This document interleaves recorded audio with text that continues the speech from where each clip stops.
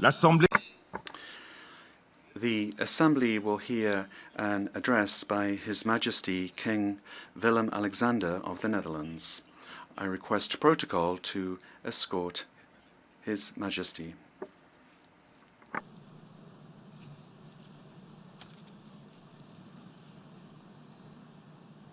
Au nom de l'Assemblée générale, On behalf of the General Assembly, I have the honor to welcome to the United Nations His Majesty King Willem-Alexander of the Netherlands, and I invite him to address the Assembly. Your Majesty.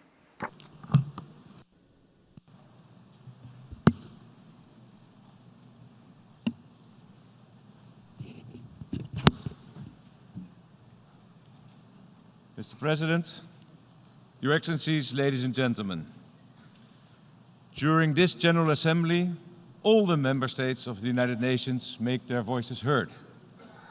And I am proud to be standing in this hall representing the Kingdom of the Netherlands. A kingdom that comprises 4 autonomous countries located in Europe and the Caribbean: the Netherlands, Aruba, Curaçao and St. Maarten.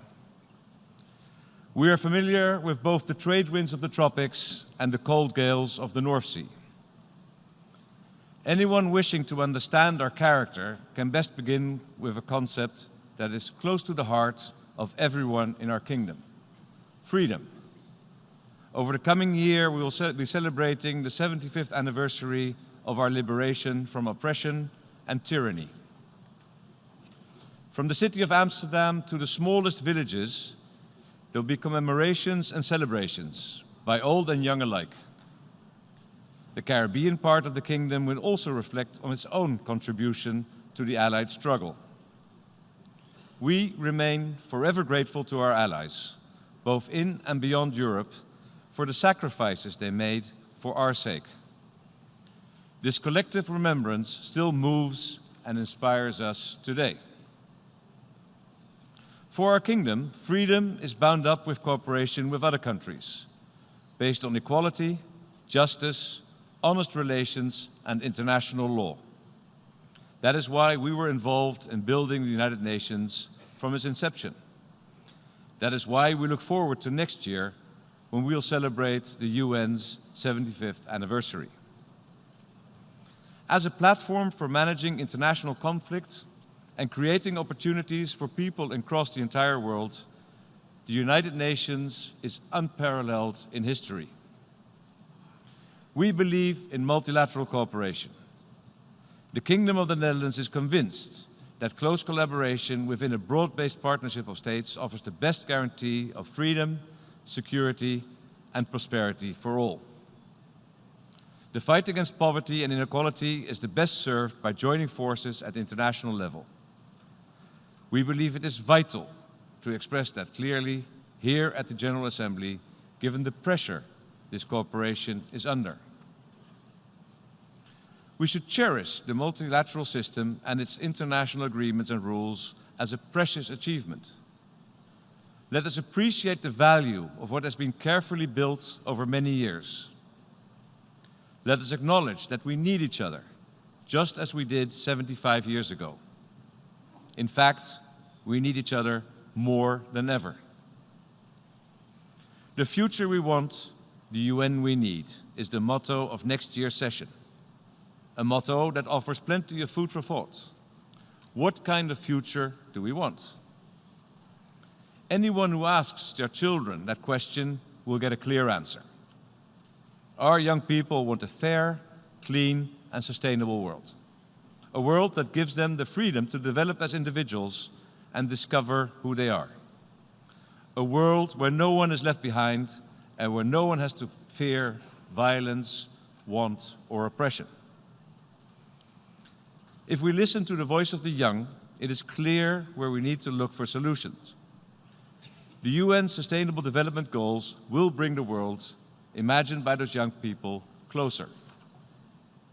And that is why it is essential that we put all our energies into achieving them. We are concerned that in several countries and regions, young people risk losing all hope of a better future. One example is Venezuela, our neighboring country to the Caribbean part of the kingdom. We hope fervently that a way out of the current stalemate can be found by means of free and fair elections. In many places around the world, people are not free to themselves. In many places, there's no room for diversity, no respect for the rights and opportunities of minorities, no equality between men and women. As a result, a breeding ground for instability endures. After all, every human being strives for recognition. If that recognition is denied, tensions and conflict are inevitable.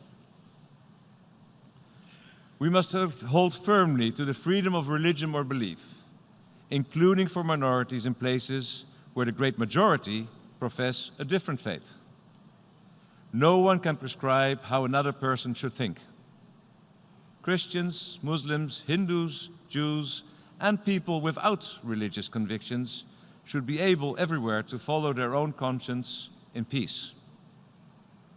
The Kingdom of the Netherlands welcomes the fact that the rights of lesbian, gay, and transgender people and of other minority communities are being laid down in law more and more places around the world. We hope this trend continues. But ultimately, words must translate into action. The fight against discrimination, whether open or hidden, must continue on every continent.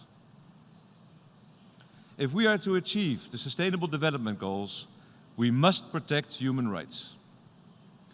The Kingdom of the Netherlands wants to work with you all to champion that aim. We have therefore announced our candidacy for a seat on the UN Human Rights Council from 2020 to 2022, and we hope to have your support in the election this autumn. Human rights are for everyone, even those who have committed crimes and are punished for them. People are not infallible, which means the administration of justice is not infallible either. An irreversible sentence can never be justified. The death penalty is a violation of the fundamental right to life. That is why the Netherlands, together with all other members of the European Union, advocates the abolition of capital punishment worldwide.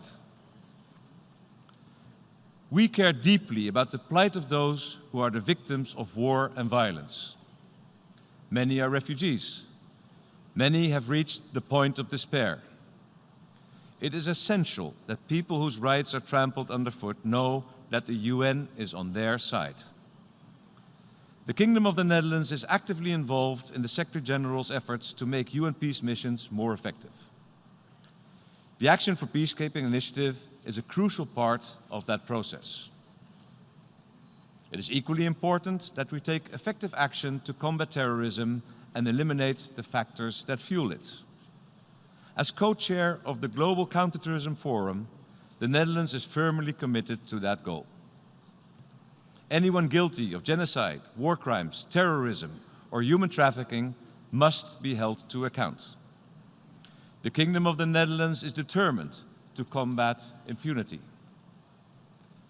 This week, we will be hosting an event aimed at encouraging the criminal prosecution of ISIS fighters, preferably in the region where they committed their atrocities. We will also continue our efforts to strengthen the International Criminal Court, an indispensable component of the international legal order. It is unacceptable for individuals responsible for international crimes to escape their just punishment. In this forum, I wish to repeat that under Security Council Resolution 2166, all countries, including Russia, must cooperate fully with efforts to establish the truth about the downing of flight MH17 on the 17th of July 2014. The families of the 298 victims expect justice, and we will not rest until justice is done. Human rights, peace and development opportunities for all are the cornerstones of the world order we seek to build, and they are at the heart of the Sustainable Development Goals. Everyone deserves the chance to build a decent life and find respite in times of adversity. To that end, the United Nations is working with the member states in all manner of ways. But we're not working fast enough. At our current pace, we will not achieve our goals by 2030. For example, in the area of reducing inequality. We can and must speed up our efforts. The international community has shown in the past that it is capable of great things.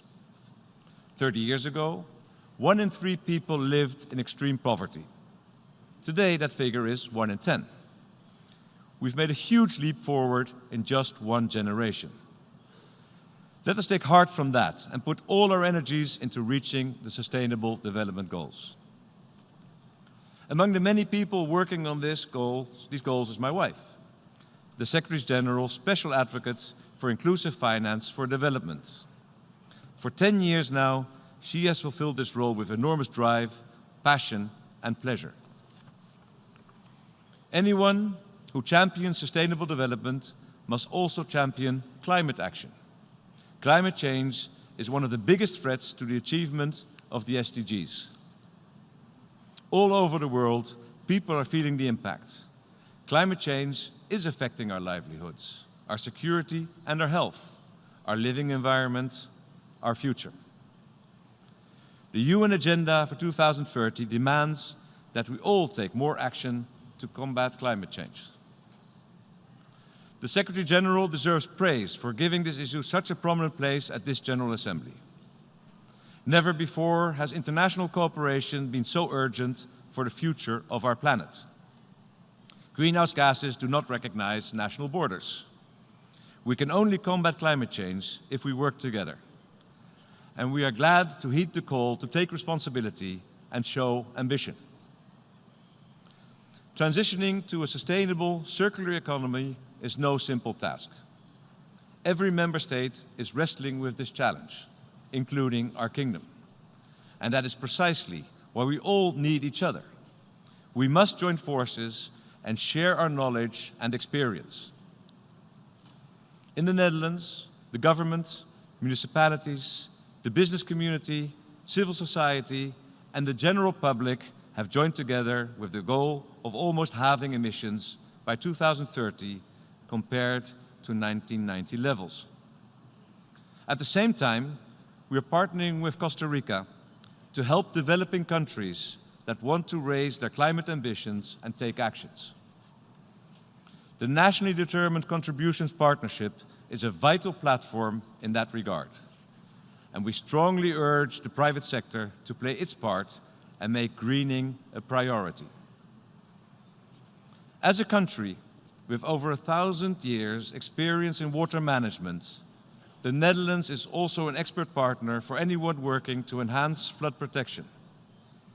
We are proud that Dutch engineers and water managers are doing their part all over the world. And what's more, next year we will be hosting the International Climate Adaptation Action Summit.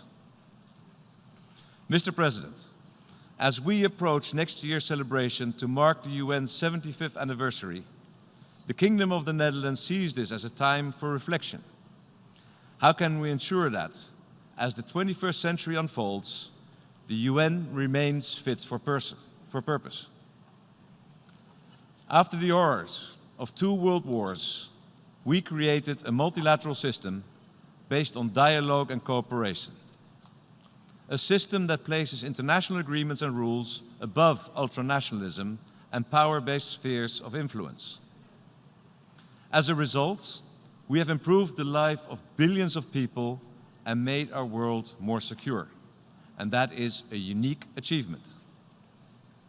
The Kingdom of the Netherlands believes in the need for an effective multilateral system because it offers the best guarantee of stability, peace, and sustainable development. That does not mean that we can simply carry on the way we were. Reforms are needed in order to prevent the system from coming to a standstill and losing its credibility. The reforms, initiated by the Secretary General, must be put into practice as a matter of urgency. He has our full support.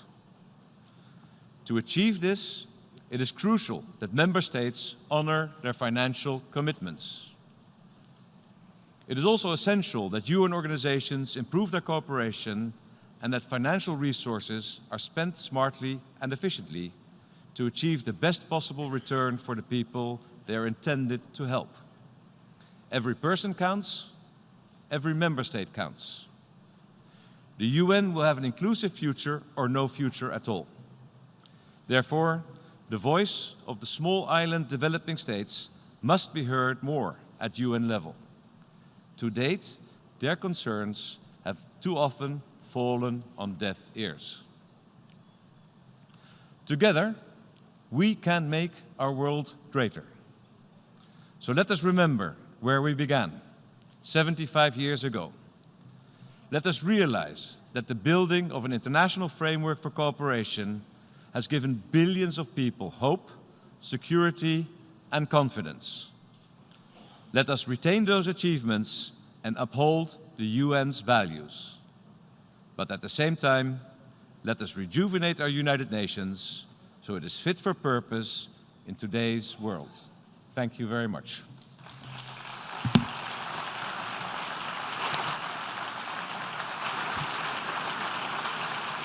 Au nom de la... On behalf of the General Assembly, I have the honor to thank His Majesty King Willem-Alexander of the Netherlands for the statement just made. May I request representatives to remain seated while we greet the Head of State.